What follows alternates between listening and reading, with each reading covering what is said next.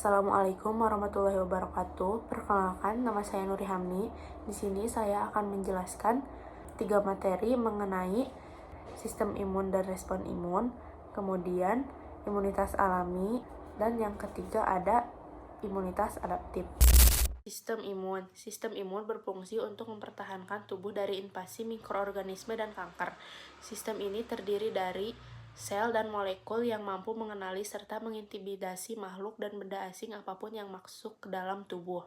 Kemudian ada respon imun. Respon imun terbagi menjadi 2. Yang pertama ada rekognisi atau pengenalan, yaitu sistem imun mengenali benda asing atau patogen yang masuk dan membedakan asalnya dari luar atau dari dalam tubuh. Yang kedua ada respon efektor, yaitu setelah mengenali, sistem imun memanggil sel dan molekul untuk memberikan respon. Respon imun bersifat unik untuk setiap patogen. Contohnya, respon terhadap virus corona akan berbeda dengan respon terhadap virus influenza. Respon imun juga dibagi menjadi 2 jenis utama, yaitu yang pertama ada imunitas alami atau innate immunity, yaitu respon yang sudah ada sejak lahir dan tidak spesifik. Yang kedua yaitu imunitas spesifik atau adaptive immunity, yaitu respon yang lebih cepat, besar, dan memiliki sifat memori. Artinya tubuh sudah mengenali patogen yang pernah menyerang sebelumnya. Imunitas alami atau innate immunity merupakan garis pertahanan pertama tubuh melindungi dari benda asing. Tidak spesifik artinya semua patogen yang masuk akan ditangkap terlebih dahulu oleh sistem ini. Sistem ini juga sudah ada sejak lahir. Terdiri dari sel barier atau epitel kulit, yaitu pertahanan pertama yang menangkap mikroba dan mengeluarkan sekresi untuk menahan masuknya mikroba. Penting untuk menjaga kulit tetap utuh agar bakteri tidak masuk. Kemudian ada sel fagosit, yaitu meliputi makrofag dan neutrofil. Molekul yang terlibat dalam innate immunity memiliki struktur yang disebut pattern recognition, yang memungkinkan sel-sel imun mengenali pola molekul pada kuman melalui reseptor. Kemudian, mekanisme pertahanan utama dari innate immunity adalah proses fagositosis. Jika innate immunity tidak mampu mengatasi patogen, barulah adaptive immunity diaktifkan. Selanjutnya, ada materi innate immunity. Innate immunity adalah sistem pertahanan tubuh yang sudah ada sejak lahir. Innate immunity meliputi barrier fisik dan kimiawi yang disediakan oleh kulit dan membran mukosa. Kulit dan membran mukosa berfungsi sebagai pertahanan fisik awal terhadap mikroba. Kulit melindungi diri dari benda asing dan proses peluruhan alami epidermis membantu menghilangkan mikroba. Namun, bakteri bisa menembus jika kulit terluka. Membran mukosa yaitu melapisi rongga tubuh dan menghasilkan cairan seperti mukus serta dilengkapi dengan rambut dan silia terutama di hidung sebagai barrier fisik. Cairan tubuh dan sekresi, yaitu aparatus lacrimalis atau kelenjar air mata, melindungi mata dengan mencuci mikroba dan mengandung lisozim. Kemudian ada kelenjar sebaceus, menghasilkan sebum yang mengandung asam lemak tak jenuh dan asam laktat, menciptakan keasaman kulit dengan pH 3-5 yang berfungsi sebagai barrier kimiawi. Kemudian ada asam lambung dan vagina, yaitu organ-organ ini juga memiliki tingkat keasaman yang berfungsi sebagai lini pertama pertahanan. Kemudian sekarang lini kedua, yaitu respon imun internal, meliputi fagosit dan sel NK atau natural killer. Bekerja ketika lini pertama ditembus. Fagosit berfungsi membunuh kuman dengan cara memakannya, atau fagositosis. Contohnya adalah makrofag dan neutrofil.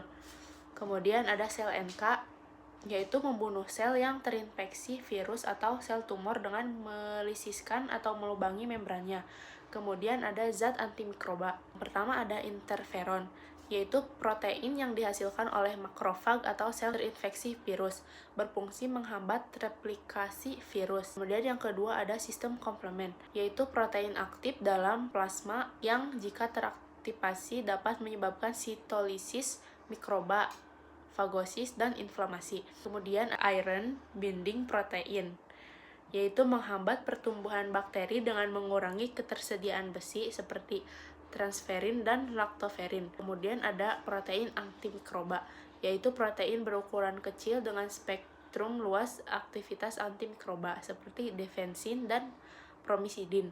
Kemudian ada inflamasi atau peradangan, merupakan reaksi pembuluh darah di sekitar area yang terinfeksi. Pembuluh darah mengalami dilatasi atau membesar untuk mendatangkan sel-sel darah, khususnya neutrofil, ke lokasi infeksi. Inflamasi memiliki dua fungsi utama, yaitu membantu membunuh patogen dan memperbaiki sel yang rusak. Ciri-ciri inflamasi meliputi kemerahan atau rubor, panas atau kalor, nyeri atau dolor, dan bengkak atau tumor.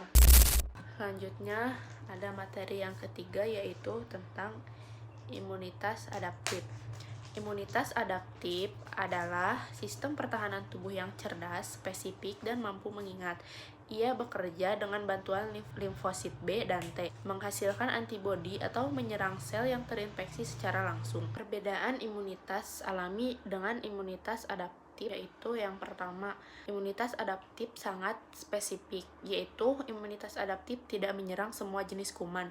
Ia mampu mengenali satu jenis antigen dari satu jenis kuman tertentu. Misalnya, jika Anda pernah terinfeksi virus cacar air, imunitas adaptif akan membentuk pertahanan spesifik hanya untuk virus cacar air tersebut, bukan virus flu. Kemudian, memori imunologis adalah fitur paling menakjubkan dari imunitas adaptif. Setelah tubuh terpapar suatu patogen, sel-sel imunitas adaptif akan mengingat patogen tersebut. Jika patogen yang sama menyerang lagi di kemudian hari, respon imun akan jauh lebih cepat, kuat, dan efektif. Inilah mengapa kita biasanya hanya terkena penyakit tertentu sekali seumur hidup, misalnya cacar air.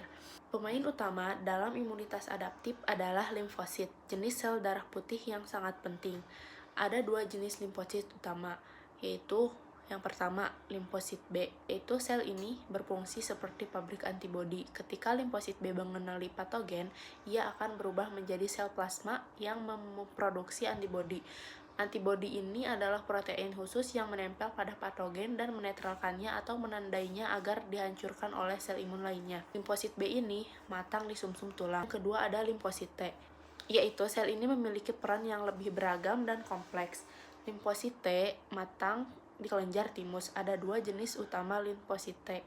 Yang pertama ada sel T helper, yaitu seperti komandan yang membantu mengkoordinasikan respon imun lainnya, termasuk mengaktifkan limfosit B dan jenis limfosit T lainnya. Yang kedua ada sel T sitotoksik. Ini adalah pembunuh langsung yang mampu mengenali dan menghancurkan sel-sel tubuh yang terinfeksi virus atau sel kanker. Imunitas adaptif bekerja melalui dua jalur utama. Yang pertama yaitu imunitas humoral, yaitu jalur ini dimediasi oleh antibodi yang dihasilkan oleh limfosit B. Imunitas humoral sangat efektif melawan patogen yang berada di luar sel, seperti bakteri atau virus yang belum masuk ke dalam sel. Antibodi akan beredar dalam cairan tubuh untuk mencari dan menetralkan patogen. Kemudian yang kedua ada imunitas seluler, yaitu jalur ini dimediasi oleh limfosit T. Imunitas seluler bekerja melawan patogen yang sudah menginfeksi sel tubuh, seperti virus di dalam sel atau sel kanker. Limfosit T sitotoksik secara langsung menghancurkan sel yang terinfeksi tersebut. Kemudian ada proses respon imun adaptif. Jika imunitas alami gagal mengatasi infeksi, disinilah imunitas adaptif mengambil alih.